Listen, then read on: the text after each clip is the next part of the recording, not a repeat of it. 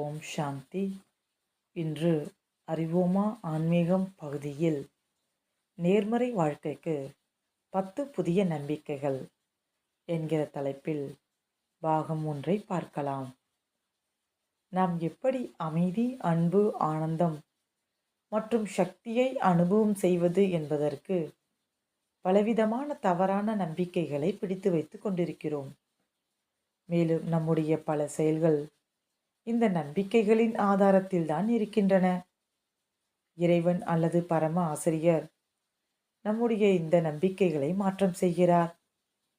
இந்த தவறான நம்பிக்கைகளை பற்றிய விழிப்புணர்வை ஏற்படுத்துவதோடு மட்டுமல்லாது, சரியான ஆன்மீக நம்பிக்கைகள் அல்லது சத்தியத்தை பற்றி நமக்கு கற்றுத்தருகிறார். அதனால் நாம் அதன் ஆதாரத்தில் கர்மம் செய்து நமது வாழ்க்கையில் அமைதி, அன்பு, ஆனந்தம் மற்றும் சக்தியை நிரந்தரமாக அனுபவம் செய்கிறோம்.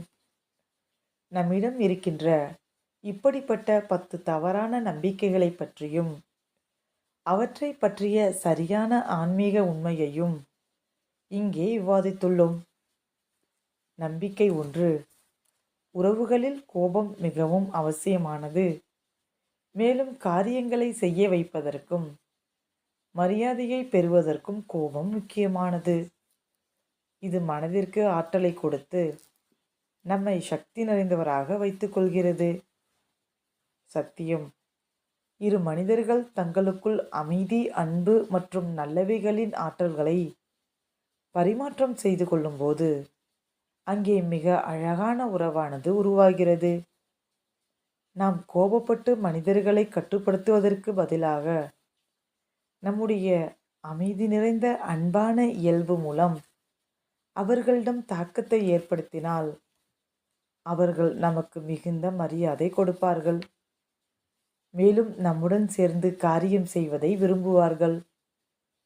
கோபம் தற்காலிகமான எதிர்மறையான சிலிர்ப்பை கொடுக்கிறது. மேலும் அது அட்ரினலின் வேகம் ஆகும். ஆனால் இது நமது ஆரோக்கியத்திற்கு தீங்கை ஏற்படுத்துகிறது. மேலும் ஆன்மீக பொக்கிஷங்களாகிய ஞானம் மற்றும் திருப்தியை ஆத்மாவில் குறைக்கிறது. நம்பிக்கை 2. பயமும் கவலையும் எதிர்மறை சூழ்நிலைக்கு நம்மை தயார் செய்கிறது. நமக்கு நெருக்கமான ஒருத்தருக்காக கவலைப்படுவது அவர் மீது நமக்குள்ள அன்பின் அடையாளமாகும். சத்தியம். எந்த ஒரு எதிர்மறை சூழ்நிலையிலும் கவலையும் பயமும் ஏற்கனவே இருக்கின்ற அந்த பிரச்சனையை இன்னும் பெரியதாக ஆக்கிவிடுகிறது.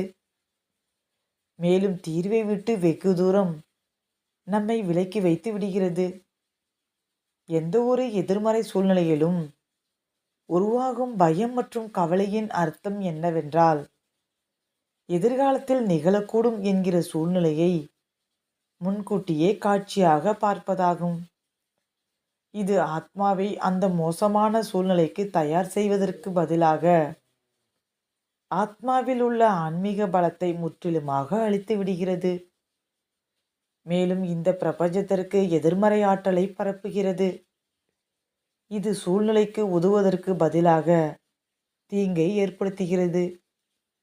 அக்கறையுடன் இருப்பதும் நீங்கள் அன்பு வைத்த ஒருவருக்காக கவலைப்படாமல் இருப்பதும் அவர்கள் மீது உங்களுக்குள்ள அன்பின் அடையாளமாகும். இது அவர்களுக்கு நம்மிடம் இருந்து தேவைப்படும் தேவையான ஆதரவை கொடுக்கும். ஏனென்றால் நாம் அந்த நேரத்தில் நேர்மறை மற்றும் சக்தியால் நிறைந்திருக்கிறோம். நாம் கவலைப்படும் போது நம்முடைய நேர்மறை மற்றும் சக்திகளை இழந்து விடுகிறோம். ஓம் சாந்தி.